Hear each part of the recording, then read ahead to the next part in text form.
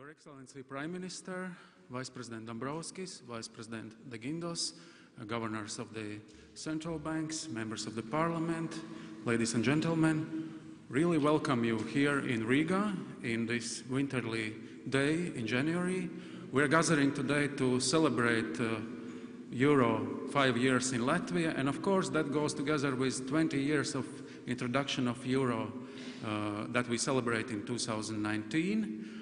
My name is Kučinskis. I'm acting head of European Commission representation in Latvia, and I will be guiding you through this opening part of our conference. And to open the conference, I would like to welcome His Excellency Prime Minister of the Republic of Latvia, Mr. Māris Kučinskis. Please.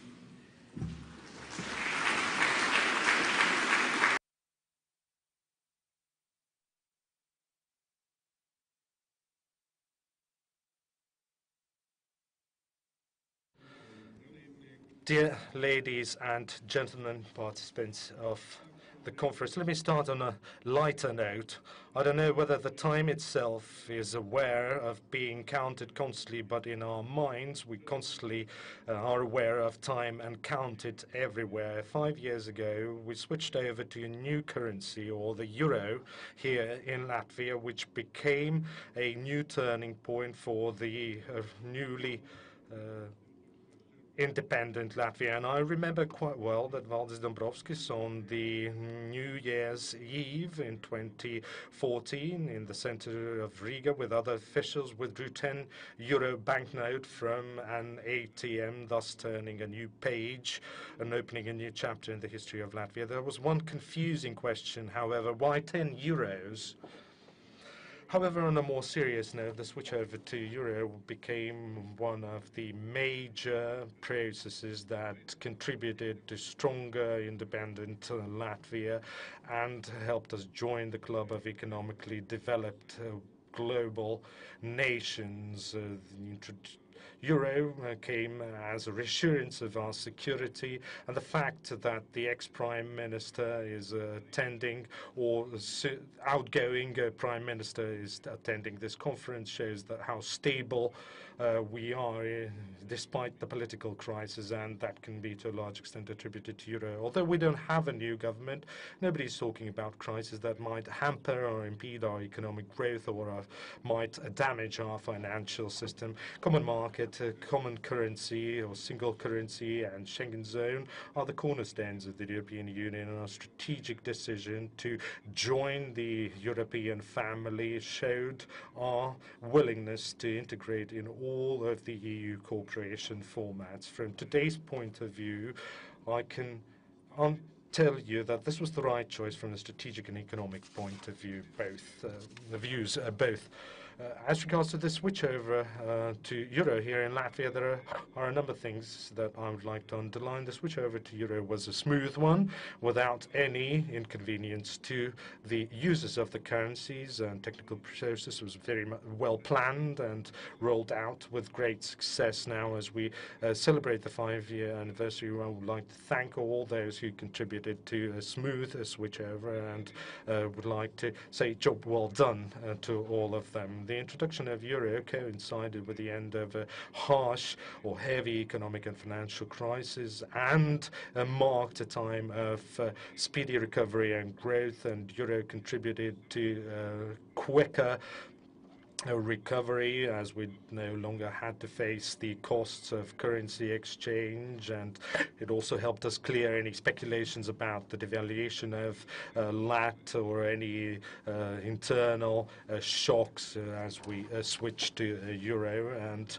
our banking sector also improved, and we became much more efficient as we joined the euro area, and euro made us stronger and much more resilient to or against economic or political turbulences since switch over to euro. Unfortunately, the foreign direct investment didn't grow as fast as was promised. However, we have to remember that geopolitical situation has worsened quite considerably since then, and one could only guess how Ukraine and Crimean annexation would influence our investment and growth if we wouldn't have euro. I would like to also remind you that we are living at a time when, although the refinancing rates are very low, the credit squeeze is still a considerable problem, and the same can be said about the euro area and other countries in the world. One of the main issues when it came to the euros was the perceived threat of a poorer country joining in a currency area where richer countries are dominating, and currency exchange course had to be set at a value which is suitable for all the countries. However, it's not about the well-being or living standards. It's about the ability to align our wages to the productivity and our ability to implement the reforms and promote our resilience towards different shocks. And our membership in the euro area increase the pressure on the necessary reforms, on the need to increase the wages and promote the convergence with the EU average indicators. And there are two ways to reach the living standards, average living standards of the EU: to implement the reforms, promote the productivity, and be patient. And there's also another way, the populistic way, to do everything quickly and at once, disrespectful of the economic principles, and some politicians try to create absurd illusions that those threats are seemingly irrelevant. I would like to underline that euro area is not something that populists can implement with quick, speedy solutions. Euro area is for mature nations that are ready to work hard instead of slipping into wishful thinking, and who believe in the stability and the future of their nation and national currency. Lat was very popular here in Latvia. Let's say that it is our main success story after regaining of independence. Nevertheless, our people believed in euro, and today, as we believe in ourselves and the others, as we follow the common sense and economic principles, we are approximating the European Union average living standard, and euro helped us a great deal to achieve that. Thank you, and Happy New Year to you, all of you.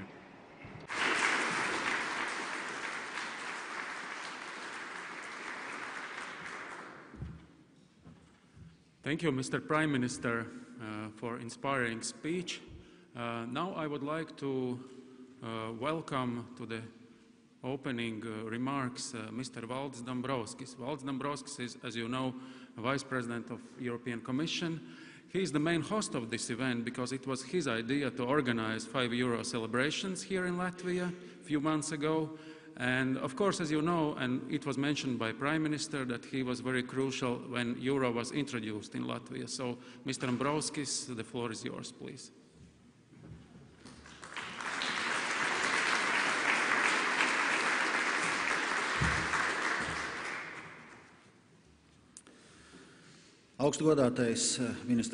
Highly esteemed Mr. Prime Minister, Vice President of the European Central Bank, Presidents of the Central Banks, ladies and gentlemen.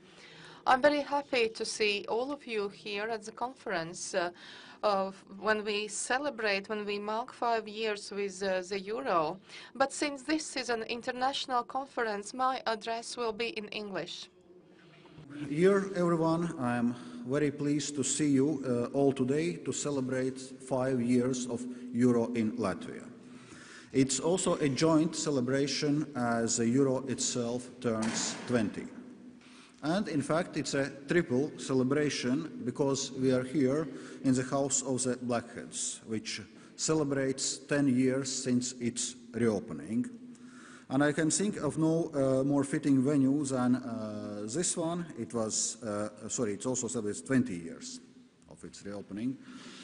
This building was first built in 14th century when Riga was part of the Hanseatic League, sort of the early common market.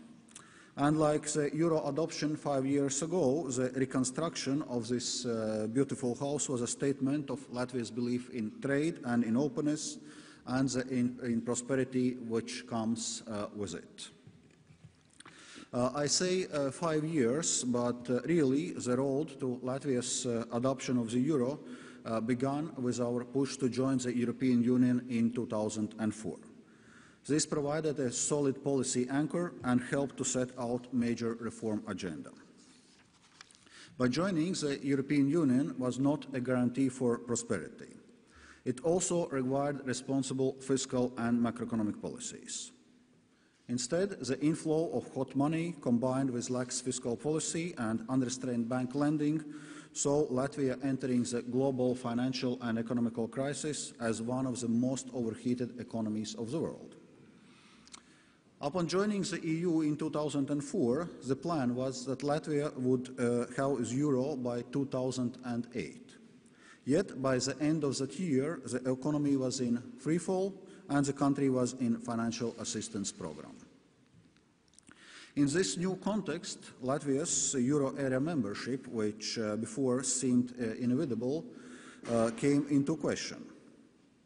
Maybe now was not the right time to join. Maybe the long-standing goal of euro accession would never be achieved. One advantage we had was a cluster effect.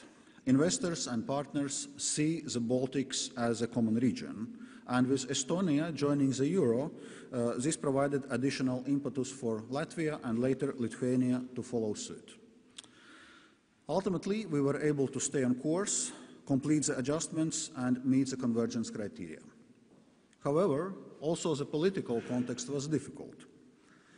Discussions about Latvia joining the euro took place in the middle of Eurozone crisis.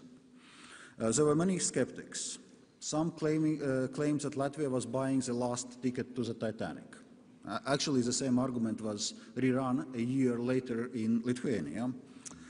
Also, in other countries, there were voices questioning whether it's the right time to enlarge the euro area or Latvia's ability to join, or both. So it took a lot of work to make our case both domestically and abroad. In this context, I would like especially to mention the role of social partners, which was crucial in building support for euro accession. Now, 5 years later, 63% of Latvians believe having the euro is a good thing for Latvia, and around 80% feel it's good for Europe. With good reason. Over the past 5 years, the euro has brought Latvian businesses transparent prices, less currency conversion costs, and lower interest rates. It has supported exports as well as investment. At the end of the day, this translates into growth and better living standards of Latvian people. Public support for euro is high not only in Latvia. From Dublin to Helsinki, Europeans take for granted that their currency is strong. They take for granted that the money in their wallets can be used in many other countries without any hassle.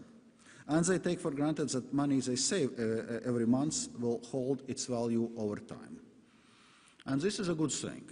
People should be able to take the strengths, convenience, and stability of the currency for granted. But this doesn't mean that we, the policymakers, can afford to do the same and relax. Ladies and gentlemen, the crisis hit the EU hard. It was a real wake-up call. The EU recognized that reforms were needed and acted swiftly.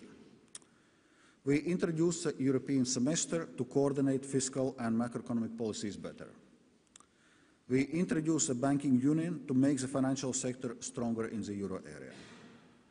We improved our crisis response toolkit. I am thinking particularly on the European Stability Mechanism. And there was support from the European Central Bank. Their policy of outright monetary transactions demonstrated a willingness to do whatever it takes to defend the euro. These efforts clearly paid off. Europe's economy is now entering its 6th year of uninterrupted growth with record levels of employment. The euro is stronger than ever before. But we cannot allow ourselves to become complacent. External risks are mounting, while at the same time important reforms remain incomplete. We need to do more measures to ensure the euro's journey, that is also our journey, remains on a safe side. And in this context, we are in a critical junction. Take, for instance, the banking union. What we have done so far is impressive. Banks are better capitalized, supervision is stronger, the average level of non-performing loans has come down. Still, the job is not yet finished. We need a backstop for the Single Resolution Fund and the European Deposit Insurance Scheme to ensure all depositors in the banking union enjoy the same high level of protection. We are also working to strengthen our crisis management tools, reinforcing the European Stability Mechanism and proposing a European Investment Stabilization Function. Alongside this, we want to support Member States in making difficult structural reforms to help their economies to build resilience. This is why we propose to create the Reform Support Programme. The point is that we have to be prepared for the next economic shocks when they come. We are also working on the Capital Markets Union. This is about making capital markets deeper and more interconnected, which will improve access to capital markets for European companies, especially SMEs. It will help to put European savings to a productive use. This benefits everyone, but especially smaller economies like Latvia. Here in Latvia, we know how pro-cyclical bank financing can be. Easy credit pouring in during the boom years and drying out during the crisis, and thus worsening the economic instability. Capital markets could and should play a bigger role in financing companies and have a stabilizing effect. Another goal is to bolster the place of the euro in the global economy. In today's world, we see rising protectionism and unilateralism even among Europe's closest allies. A stronger international role of the euro can help protect multilateralism and rules-based economic order. Ultimately, it is small trading nations like Latvia who stand to gain the most by keeping trade open, fair, and rules-based. Now, to move towards the conclusions. It's clear that we are not there yet. And that's because adopting the euro does not mean arriving at the destination. Rather, being part of the euro means being part of the journey. In the years since Latvia began its path to the euro, important lessons have been learned on what it takes to achieve upwards convergence. But I believe also others can also learn lessons from Latvia. And I'm thinking about countries like Bulgaria and Croatia, which are on track for euro accession. Latvia's experience shows that the sooner you do what is necessary, the sooner you can begin to reap the benefits. Another lesson is importance of cooperation and partnership. As a small economy, Latvia has naturally chosen this direction.